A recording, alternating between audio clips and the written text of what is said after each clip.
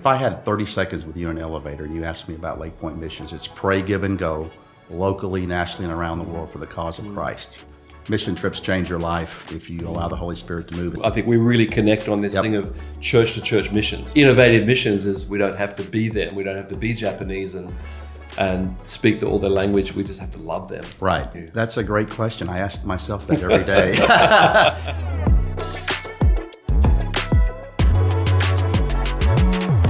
Hello and welcome back to the Rodcast Innovative Mission. And today I've got a great privilege of being with Pastor Shay from Dallas, Texas. Yes. Welcome to Tokyo. Thank you, Pastor Rod. It's great to be here. And Pastor Shay is the missions pastor of Lakepointe Church in is it Dallas or? It's Dallas, Okay. Dallas area. All of our campuses are in the Dallas area. Great. And you're here in Tokyo. How many times have you come to? This is my third trip to one of my favorite cities in the world. I love Tokyo. Great. Well, welcome to our podcast. And the purpose of the podcast is actually it's for our own people at Lifehouse churches to be excited about mission and reaching out. But it's also for maybe church planters around the world who would say, is there innovative ways and methods? And so it's a great privilege to have you, missions pastor of one of the world's great missions churches. Thank you. And certainly some of your strategic partnerships. We'll talk about that a bit later. But let me just start by asking, were you always a pastor, always in missions? No, actually, I come from a business background. I have a healthcare background. And even though I've been a member of Lakepointe 35 years, my wife and I and our family, I only came on staff 5 years ago. So I spent 30 years in the marketplace. I owned a pharmacy company for a number of years and sold it in my mid-50s. And didn't know what I was going to do with the rest of my life. And my church rescued me. They hired me. Wow. After 30 years in the marketplace. Why did they hire you? Was it because you were involved in missions or your business acumen, or what was it they saw in you? That's a great question. I ask myself that every day. Actually, I had been involved in missions as a member. Went on the very first mission trip Lakepointe ever took in the early 90s to China. Loved missions. Grew up around it in my family, have missionaries in my family, but never dreamed, Rod, in a million years I'd ever work for my church. So when I sold my company, I was actually on our elder board, and they asked me to step off the elder board and lean into missions, but probably because I'd been involved with it for many years as a member at Lakepointe. That's great. Well, I'm older than you, and just an age question here. So is there an age limit to missions and involvement and excitement? Absolutely not. Okay. People can get involved. We have a member of the missions team that's 73. We have people in their 70s going on mission trips at Lakepointe. We don't discriminate at all by age. We encourage all generations to go, and we love multi-generational teams. There's a lot to be learned from our seniors. Great. And someone like yourself has found would you call it a second life, work life, or how would you describe? So your pharmaceuticals and then missions. How would you describe that? It's been an interesting transition. I didn't know what to expect when I came on staff after 30 years as a member. And I've shared this with many people that ask me about the difference. And I think the biggest difference for me is I came out of a world in business where relationships came out of results. I owned a very fast-growing company, and we had relationships outside of work, but that was after we got the results. I found in ministry very quickly that results come out of relationships. And so I had to sort of transition to be a little more relational. I had it in me. I just didn't always make the time for it when I was in the business world. But I love it. It's been a great season for me. So you were quite innovative in your pharmaceutical concepts. We were. We had a company that we started that was unique, and it grew very quickly, and we were able to sell it. But we had some very large competitors in our space, and we were a smaller company, so we had to be innovative to survive. So moving that now to church missions and pastoring, innovation that's our podcast about innovative thoughts. Did you bring innovation from the business world to church and missions? Actually, I've been surprised, Rod, how much I've used of that I learned in the business world. And really, it's just challenging our team to think creatively. We've done missions quite a few years at Lakepointe, pretty much the same way. And so over the last couple of years, we've challenged our team to look at some things differently. And that's caused us to make some changes in how we do missions at Lakepointe. I think that hopefully the Lord's blessed. Yeah, that's great. I actually come from a sales background myself in pharmaceuticals. Oh, really? But I didn't own the company. I was just a salesman, just a guy out there. And but that really was my training ground also, I think, for a lot of our innovative ideas here in Japan as well. So I really connect with that concept. Yeah. And then you came into a great church with a great missions history, a lot of teams. How long since you've taken over the pastoral? I'm about 5.5 years in as the missions pastor. So Was there any major changes you brought in? I guess it was a very successful church in a lot of ways, but we're in a new generation, new season. What did you Well, I do was there? very careful to make sure we didn't just discard, at that point, 30 years of mission strategy. It worked for us, and we just mainly tweaked. And it really was just to get younger people involved in missions. We were a church, particularly on the mission trip side of what we do, that it was more targeted towards older folks. And so we came up with some ideas, including partnering with churches like Lifehouse that want younger people to come. Right. That has really engaged our young adults and students. We've stepped up our student mission efforts to get students on trips. Mission trips change your life if you allow the Holy Spirit to move. And so that's one thing that we've done. And we've also decentralized our missions to be more at the campus level. We have 7 campuses in Dallas, and so we want missions to be mobilizing and engaging people at the campus level. So we made some structural changes as well. So as it comes down from the top down, is there excitement about missions, or is there some hesitation because of some things maybe in the past? We have a lot of excitement. We have a long DNA at Lakepointe of missions. People understand our strategy. We get a lot of support from senior leadership. It's communicated from the stage frequently. We have vision moments in every service before the offering to talk about missions a lot. And so we're blessed with a senior leadership, and have been for 35, 40 years, that understand it and promote it. So the excitement is always there. It's amazing the legacy that we have that I get to build upon. So Pastor Josh Howerton is your pastor, and you Yes. just mentioned him, and I was going to bring him in, obviously, to this discussion. So he, right from the top down, is that right? He has missions in his heart. He does. It started with our founding pastor, Steve Stroop, 40 years, very missional, and Pastor Josh has kept that legacy really by just giving us the resources we need, promoting it when he can from the stage, and being very, very supportive of our team. And so we really don't have the challenges some churches have, where mission sort of gets lost in the weekend stuff. He just picked up that legacy and has improved upon it. That's great. Yeah. So let's actually get to your missions strategy, because we've had some chats about youth teams. We just mentioned. We'll wheel back to that. Yeah. But I know that you've got some really key relationships in the world, and I think from our past conversations, you said that's the way you want to go: long-term relationships, deep relationships, two-way relationships. Right. Can you just talk about that philosophy? Yeah. Our strategy, really simply, if I had 30 seconds with you in an elevator and you asked me about Lakepointe missions, it's pray, give, and go, locally, nationally, and around the world for the cause of Christ. That's messaging we use a lot, is to pray, give, and go. And so the way we engage our people is just continually trying to find those strategies that work in that pray. Not everybody wants to go on mission, but they can pray. Give. We have a budget that's completely supported outside of the church budget. So people have to give to missions for us to do that, and they're very generous. And then we do have a lot of people that like to go around the world, but we have a very developed local strategy where people can serve in our communities to be the hands and feet of Jesus. They don't have to come to Japan if they don't want to, but they can serve locally. And so we have we call it our ground game, to help our groups serve locally and feel like they're on mission in their own community. They don't have to go around the world. We have many people that love that. We'll send 1,000 people on mission trips this year. Wow. Around the world and nationally. But we also have thousands that serve locally, and we consider that being on mission as well. Absolutely. So let's go to the international missions this year. How many different places do you focus on to send teams? We have a unique strategy compared to a lot of American churches in that we don't send missionaries. Not that we're against missionaries. We believe it takes all strategies to reach the nations. But years ago, we just never built a structure around supporting missionaries. We have several people, 25 or so right now at Lakepointe, that are out in the international mission field through other sending organizations. And we're their home church, but we're not their sending church. So we only partner with churches around the world that we find.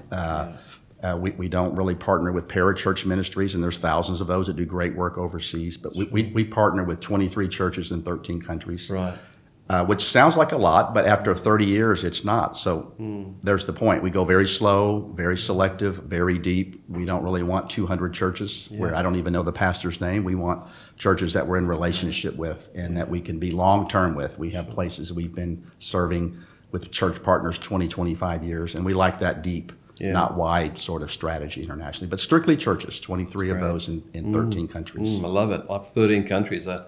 We love countries too. I think it's a big part of being a contemporary pastor or even a Christian, a believer, is that we have this concept of maybe we could win the world with Jesus' help and the whole world church. So do you have that perspective, we could do it in a generation? Very much so. I mean, we believe that God is God is a God of all tribes, all tongues, and all nations, and we believe that Jesus is not going to return to all the nations here.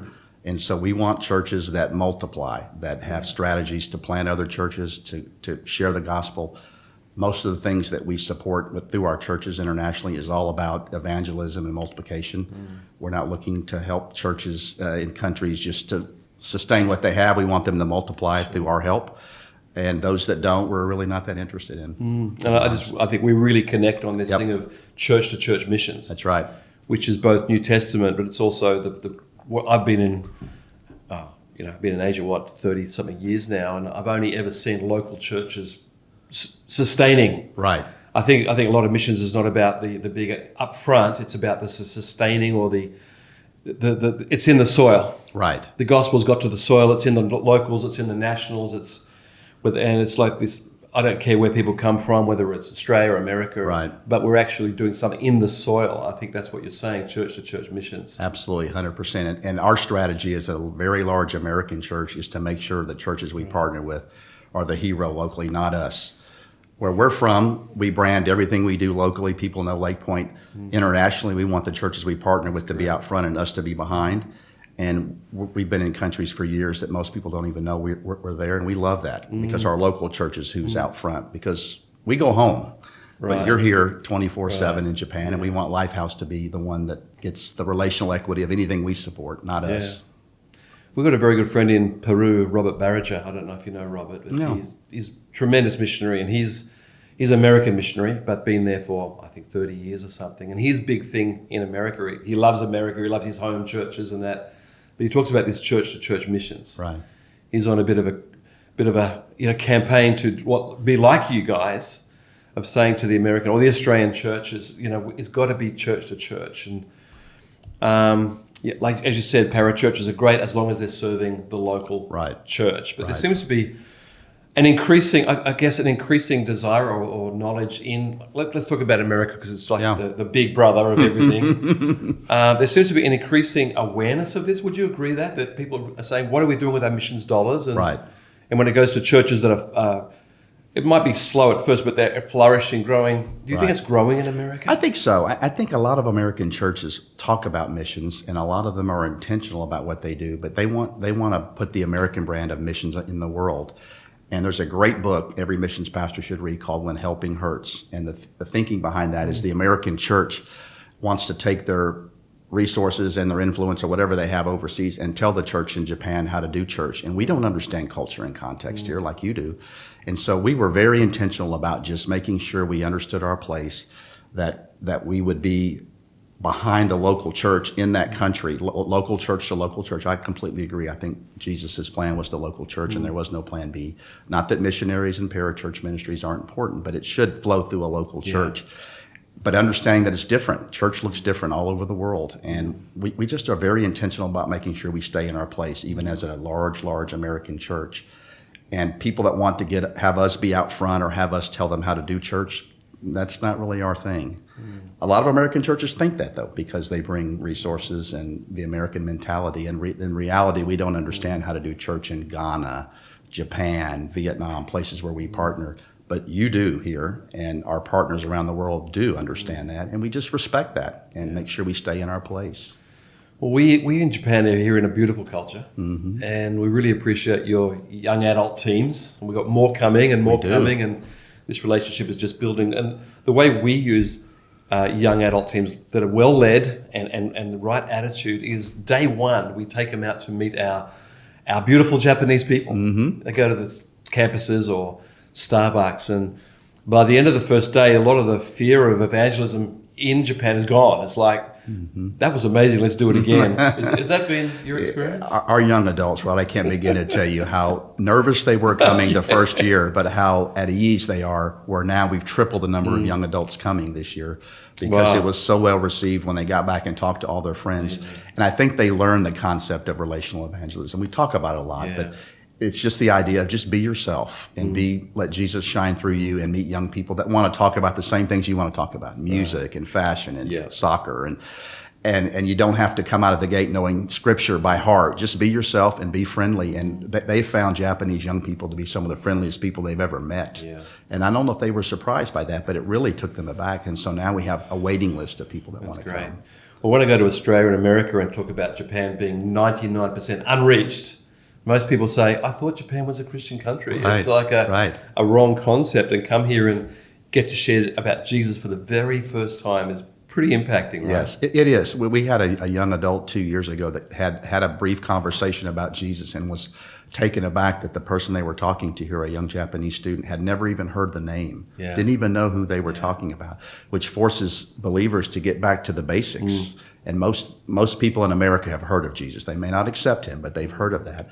And so we had to retool our training a little bit for our young people to anticipate maybe encountering some young Japanese that don't even know who you're talking about. And so how do you describe that to someone like that? It's quite interesting saying, we're here, what do you hear? We're Christians, and sort of they're quizzical, curious, what's that? Or we believe in Jesus. Who's that? Right. Is a shocking question, or it's a question. Absolutely. And we've actually had people on the street say, is he American? I don't know if they're Jesus, or I don't know anything about that, but or is he a movie star? So because we're on the streets asking about a name, that they have no brand awareness, no concept. Or a mythical figure. The fact that he was a real person in history takes some people aback. So we get the joy of sharing about Jesus Christ for the very first time. That's amazing.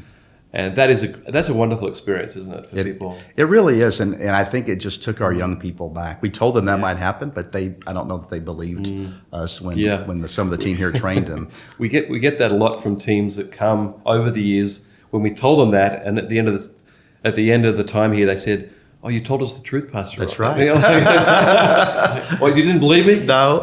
It was hard to believe. So. It is hard to believe because in America, everybody's heard the name. They may not accept it, but they know who you're talking about. And so that's been fun to watch our young people grow in their evangelism of just answering that question. Yeah.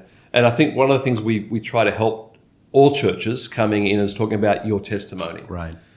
And a lot of people want to share like theology, which is really from the heart. There's no question. It's passion. I want to tell you about Jesus and he saved me. But every sentence you say is going to be, so we're teaching them to get back to what did Jesus do? So instead of features, it's back to benefits. You understand that being a salesperson. That's right. Like he saves, that's the feature. What's the benefit is I sleep better at night or I have a relationship. So peace. Yeah. Peace. We've got to get back to the benefits, which is a little bit confronting for people really wanted to share Jesus. And we want to. Right. We're going to get there. Right, right. We're intentional. Right. But it's got to be about story or about some disclosure of their heart. Japanese love that when foreigners disclose something about my sister or my dad, or not in a degrading way, but just sharing something personal. Japanese, you're inviting me into your world. Because a lot of Japanese don't have those sort of relationships or friendships. So I think when the American teams come and say, come and be friends. Yes. They're friends. Yes, connect on social media. Our young people that have come are still talking to the people they met here on social media. And those relationships have developed even into some spiritual conversations online. And I think it's just making sure our young people or anyone that comes here understands that you're not going to go from A to Z the first time you meet someone. Just plant the seed. Tell your own story. Nobody can argue with your own story. And I think you're right. That's what people kind of are attracted to. And over the years of seeing some teams come through, we have actually seen, I think we're seeing now an increased number of people interested. So not just friends now, but there's an increased number of friends wanting to know about God, maybe saying something like, I was thinking about that, or I wonder what the Bible said. Like more of that is actually happening. I guess around the world, people are talking about a new move of the Holy Spirit.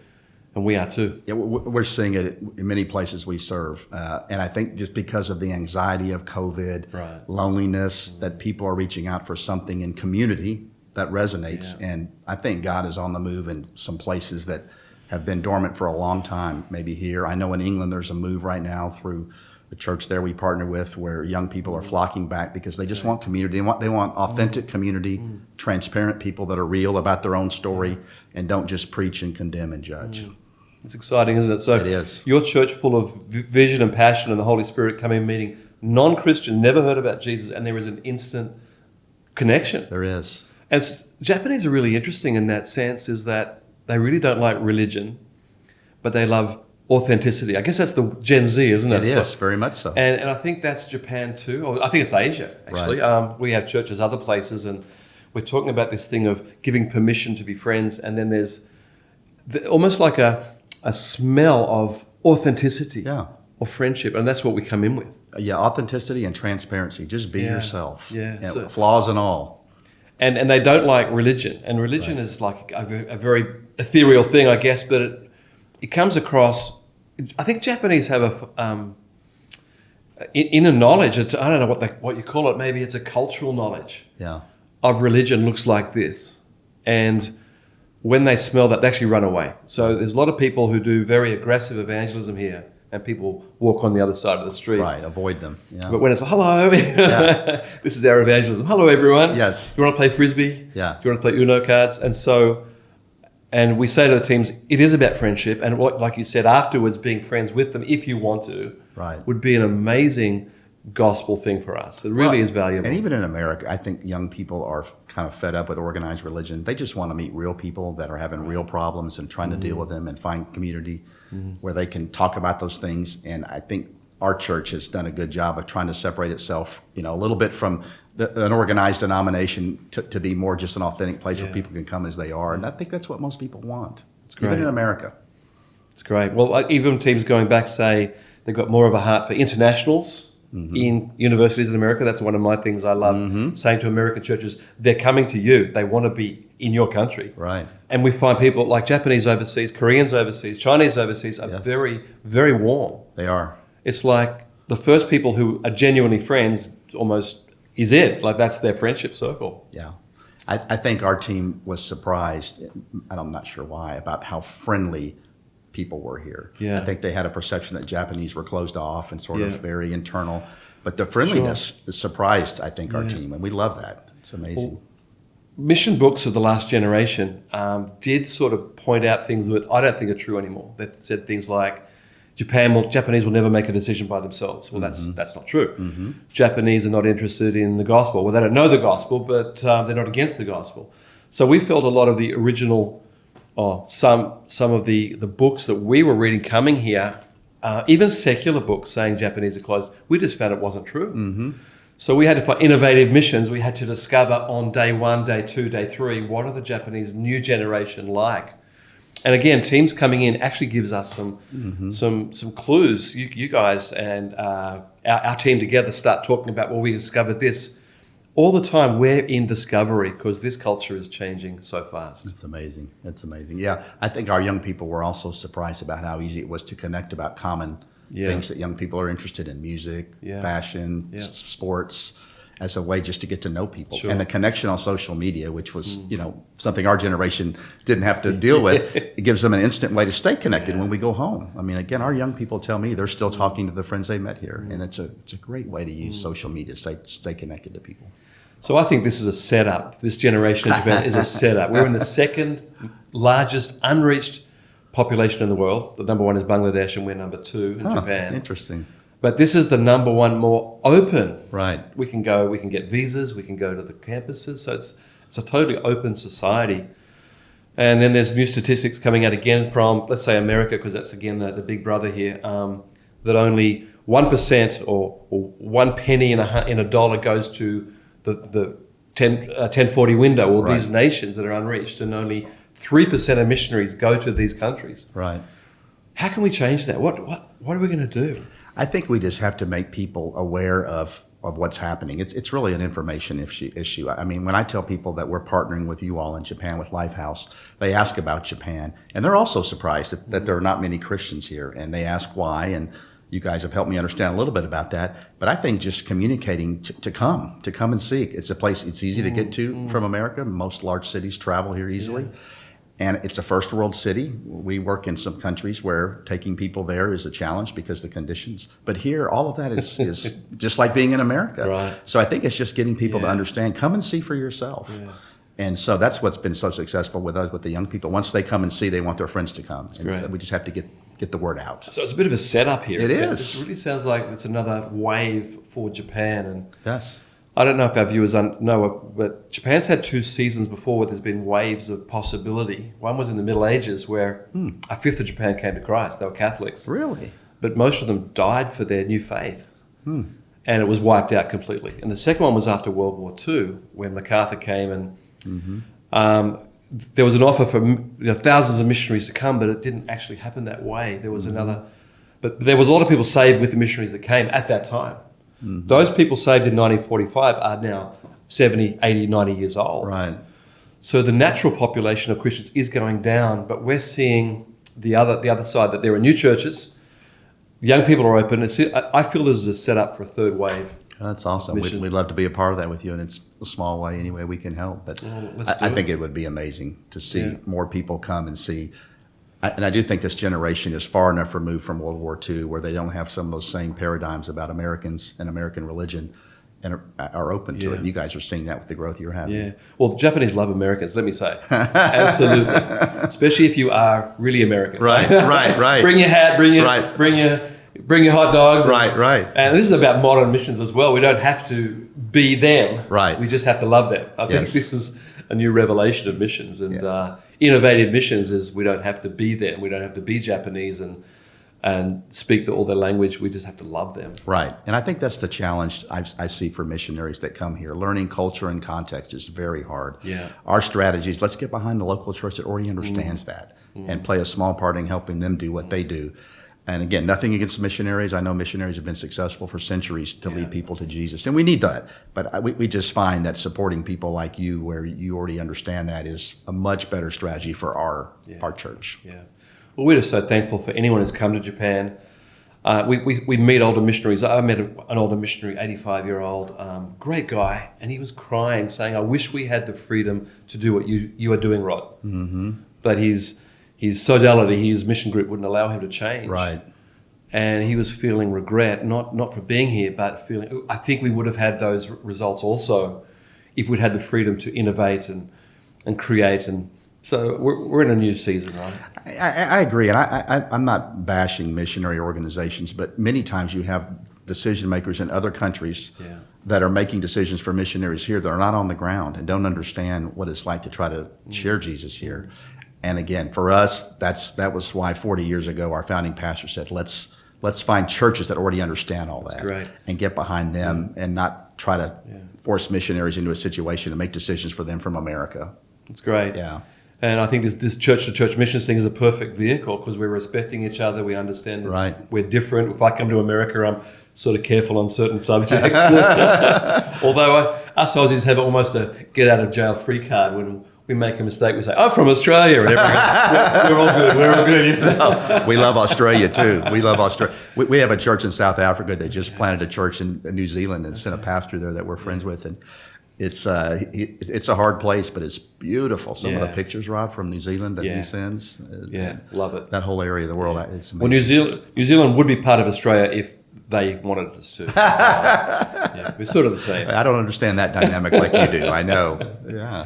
Any last comments for us about our mission and connecting together? Well, Shay? just thank you for the privilege of partnering with us. We count it as a privilege, Rod, to play a very small part in what Lifehouse is doing here to share Christ and build believers. And we want to send more teams. We would love you guys to send a team to us, send some young people to us, and we promise we'll send them home. But we have we just are so excited about what God's doing here and being a small part of that. And we're here for the long haul.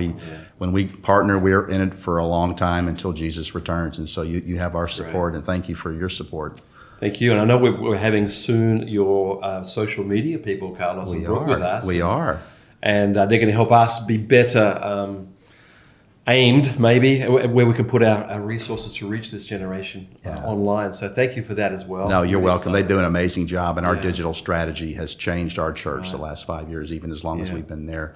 And so it's an important strategy to have in this world now. And so we're glad they're here. A lot of people are talking about the power of online missionaries and that, but I think we do need to keep learning. I think it's a real learning curve for us here and for us all. So we're excited about We are that too. relationship Thank too. you for the privilege of partnering with us. And thanks to Pastor Josh and your team, and look forward to a great time together. We'll try to get him here at some point. That'd be great. That'd be great. We'd love to have him. Yeah. Very much so. So thanks everyone for listening to the Rodcast, the innovation in missions. God is doing great things. Amen. Thanks very much. Thank you. Hi, thank you for joining us today. We hope this episode was interesting and helpful to you. If it was, you can let us know by rating, reviewing, sharing, and commenting on the episode. That'll help us know what you're enjoying and what topics we should focus on in the future. If you haven't yet, make sure you subscribe to get these episodes as soon as they drop every month. And we'll see you in the next episode of The Rodcast.